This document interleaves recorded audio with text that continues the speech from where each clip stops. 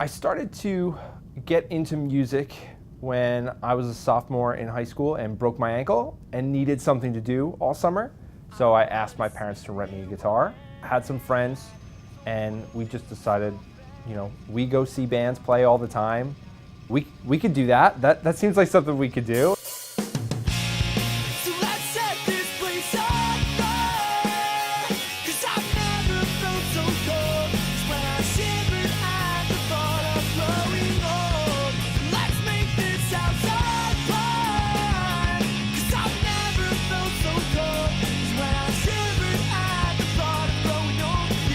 My name is Shaune Scutellaro, and I am a senior tax manager at CohnReznick. Echo Screen, we played pop punk, which is, it just sounds like rock to anybody else who doesn't listen to rock. It's all the same guitars and drums.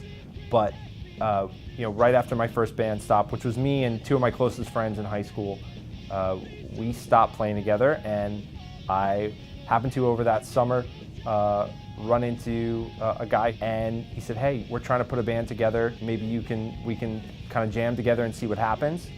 That clicked. We added a drummer after that, and we went from there. My role in both bands was playing guitar and writing the songs and singing as well. My favorite part about it was writing the songs. I would have been happy to let anybody else sing, because if you can find the YouTube clips, you'll know I'm not like Whitney Houston. But I just love writing and playing and getting in front of people. We'd play mostly around New Jersey, a little bit out to Pennsylvania, but kind of clubs up in North Jersey or down by us in Asbury. But then we would also tour either the Northeast or, on 3 separate occasions toured across the country. We played on Van's Warped Tour. We pretty much play wherever anybody would let us. A lot of sleeping in the van in parking lots and kind of overnight drives and all that stuff. We never quite reached the tour bus level or anything like that, so it's really nothing to write home about, but it was a lot of fun. We got to a point where there was a lot of tension with our label. They had one idea about what they wanted from us, and we had another idea about what we wanted to do, and that was all happening at the same time that my wife got a job at UCLA and said, "Hey, in a month we're moving out to Los Angeles, get ready," and it sounded like an awesome opportunity. I was 24 at the time, and after reflecting on it a little while, I think it was kind of time for us. We had really moved in different directions, both as people and musically, really, from when we started 5 years ago. So it was time to make that decision.